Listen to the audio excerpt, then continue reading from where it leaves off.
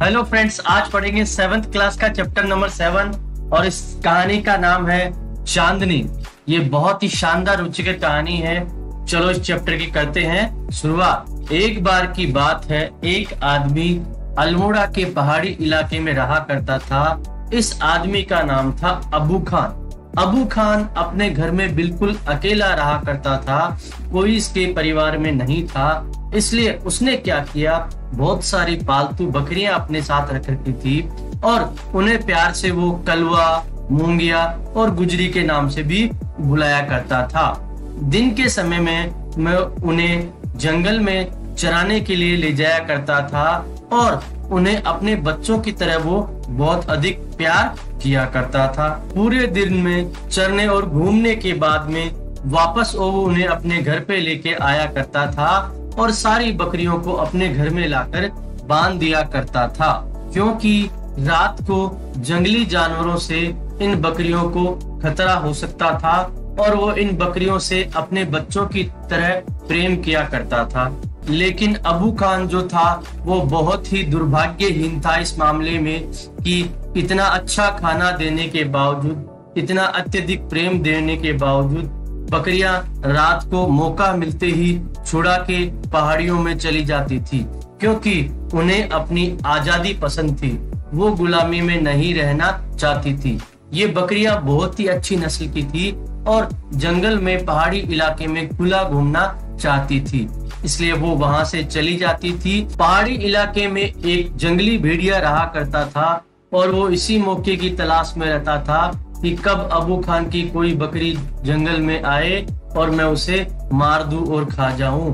और जैसे ही कोई बकरी आती वो उसे मारकर खा जाता और अबू खान जो है वो इस मामले में बहुत ज्यादा दुखी हो जाता। जब एक एक करके सारी उसकी बकरियां चली गई तो उसने सोचा, मैंने बकरियों को इतना अच्छा प्यारा खाना खिलाया, मैंने अपने बच्चों की तरह अत्यधिक उन्हें प्रेम भी दिया, परंतु ये बकरियां नहीं समझ पा रही हैं। बकरियां फिर भी छुड़ा के चली जाती है और अपनी मौत की तरफ चली जाती है और वो जंगली भेड़िया उन्हें खा जाता है। वो समझती नहीं है कि ये आजादी जो है वो उनका जीवन छीन लेगी। अब अबू खान इस बात से परेशान हो चुका था, उसकी सारी बकरियां जा चुकी थी, तो उसने निर्णय लिया कि आज के बाद में वो किसी बकरी को नहीं रखेगा, वो केवल अकेला ही यहाँ रहेगा और उसे किसी की चिंता करने की आवश्यकता भी नहीं रहेगी। परंतु अबू खान को अकेलापन परेशान करने लगा, क्योंकि उसे बकरियों के साथ रहने की आदत थी। वो उन्हें परिवार के सदस्यों की तरह रखा करता था, तो उसने सोचा कि मुझे कुछ न कुछ तो करना ही पड़ेगा। अबू खान इस बार एक छोटी सी बकरी लेके आया और उसने सोचा कि अगर मैं छोटी बकरी को रखता हूँ तो वो काफी समय तक मेरे साथ में रहेगी, धीरे धीरे वो मुझसे बहुत अधिक प्रेम करने लगेगी और वो जंगल में जाना पसंद नहीं करेगी। ये छोटी बकरी जो थी वो बहुत सुंदर थी, उसकी प्यारा प्यारा सफेद रंग था, छोटे छोटे सींग थे और अबू खान इसे बहुत ही प्यार से रखा करता था और ये दोनों खूब मिलजुल के रहने लगे। अबू खान इसे प्यार से चांदनी कहा करता था।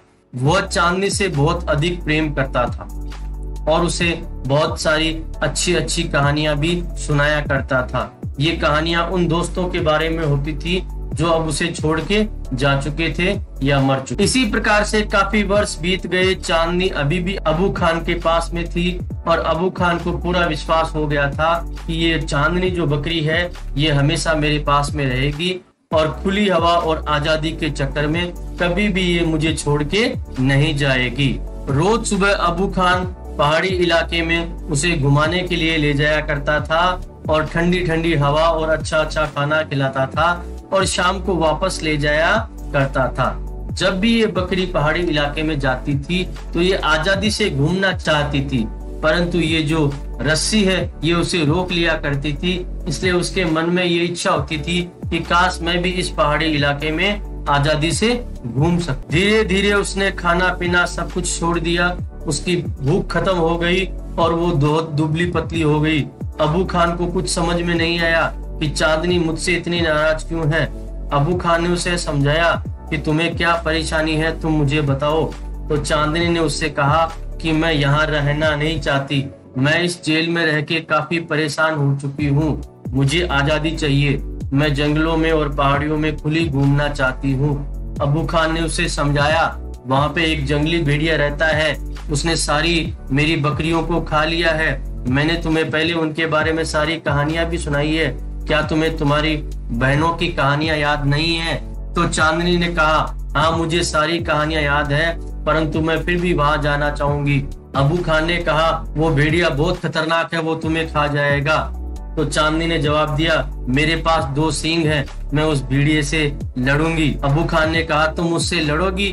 तुम नहीं जानती कलवा बकरी के बारे में, जो कितनी बड़ी थी तो भी उससे लड़ नहीं पाई और वो मरी हुई पाई गई।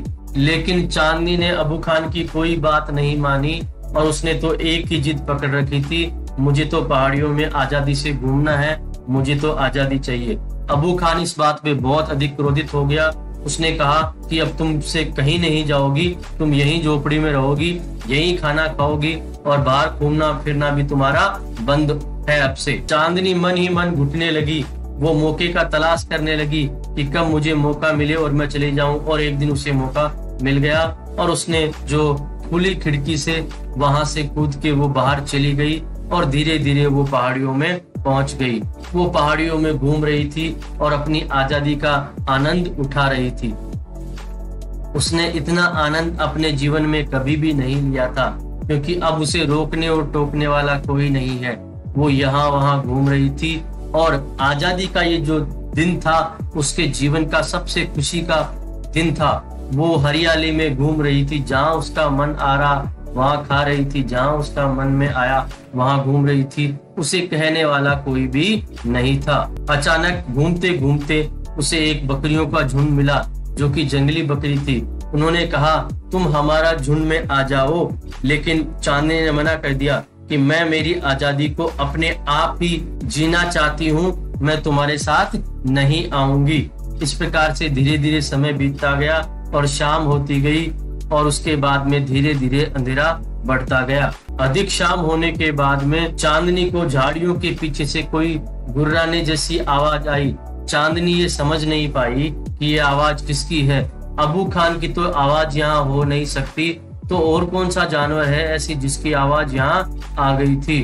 अब चांदनी को थोड़ा थोड़ा डर लगने लगा और उसने सोचा कि काश मैं अबू खान के पास लौट जाऊं, परंतु अब वहां जाने का कोई फायदा नहीं है। अब मैं अगर भेड़िया आता है तो उससे लड़ना पसंद करूंगी। और ये क्या, थोड़ी देर बाद में ही भेड़िया उसे दिखाई दिया।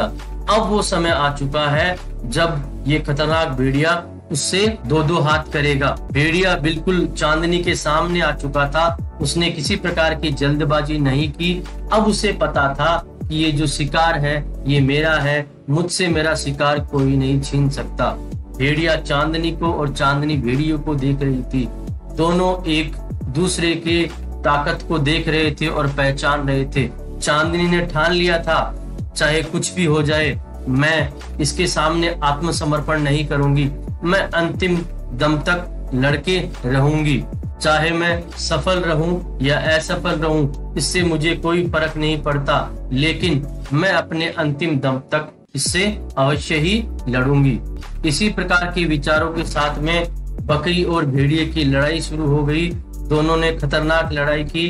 भेड़िए ने बिल्कुल सोचा भी नहीं था एक छोटी सी बकरी इस तरह से खतरनाक ढंग से उससे लड़ाई करेगी। और चांदनी रात में चांदनी जो है इस खूंखार भेड़िए का सामना कर रही थी और भेड़िया भी समझ नहीं पा रहा था इस दुबली पतली बकरी में कितनी ताकत कहां से आ गई। धीरे धीरे समय बीतता गया और चांदनी की शक्ति खत्म होती गई। भेड़िया भी काफी थक चुका था, परंतु चांदनी इस खूंखार भेड़िए के सामने कहां टिकने वाली थी। धीरे धीरे चंद्रमा और तारे वापस जा रहे थे। अब धीरे धीरे सुबह होने वाली थी और सुबह होते ही चांदनी जमीन पे पड़ी हुई दिखाई दी। वो खून से पूरी तरह से लथपथ थी। भेड़िया भी बहुत ज्यादा थक चुका था, उसे नींद आ रही थी, परंतु वो चांदनी को निकल जाने के लिए, खा जाने के लिए पूरी तरह से तैयार था। पास ही एक पेड़ पे पक्षियों का झुंड बैठा था और वो सब इस लड़ाई को देख रहे थे। वो आपस में बातें कर रहे थे कि इस लड़ाई का विजेता कौन रहा।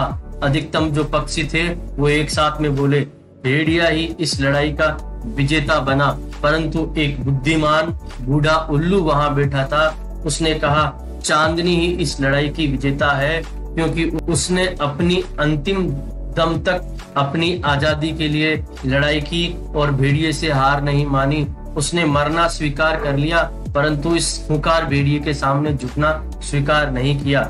ऐसी बहादुर बकरी चांदनी इस खेल की असली विजेता है। दोस्तों वीडियो अच्छा लगे तो लाइक और शेयर जरूर करें, चैनल को सब्सक्राइब करना न भूलें।